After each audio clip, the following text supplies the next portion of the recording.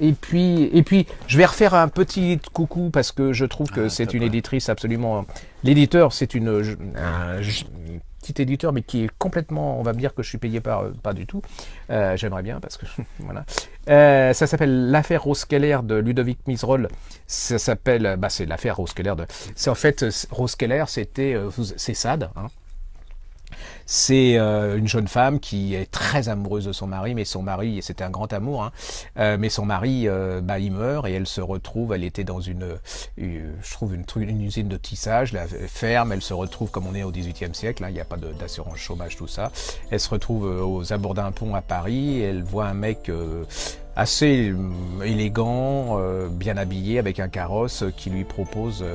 alors elle lui dit déjà qu'elle n'est pas prostituée, ou que s'il le fait, c'est vraiment... Voilà.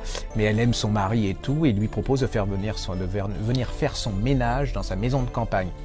Un peu niaise, hein, la fille, mais bon, elle a très très faim, donc quand on a très faim, on oublie peut-être certaines peurs intimes, et il va l'emmener dans son carrosse, déjà là, vous allez comprendre que ça va se gâcher, et c'est toute la cruauté, voilà, il va se retrouver dans cette maison, je crois qu'elle est à Arcueil, où il va faire les pires choses du monde. Vous allez voir les souffrances de cette femme, vous allez voir la perversité de cet homme qu'on a.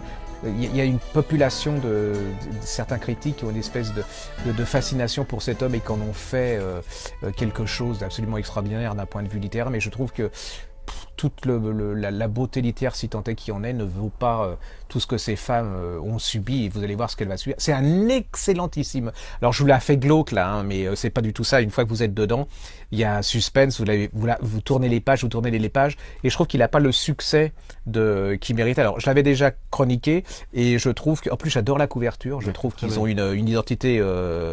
Et allez voir ce petit éditeur, il fait beaucoup de polars. Et il y a des choses absolument... C'est lui qui a entre autres édité le dernier Pichelli, dont je vous ai parlé, et qui est un incontournable de l'année.